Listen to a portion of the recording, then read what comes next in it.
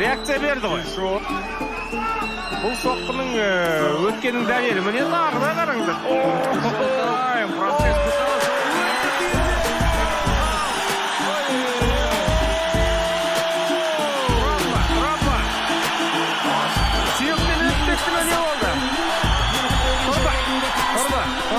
жекпе-жекті жалғастыруға дайын.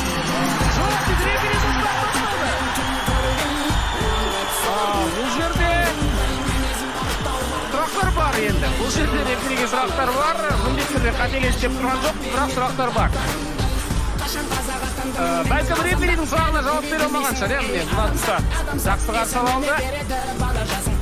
Және бүйірден өткен болу керек. Жоқ. Мұрыннан тиген.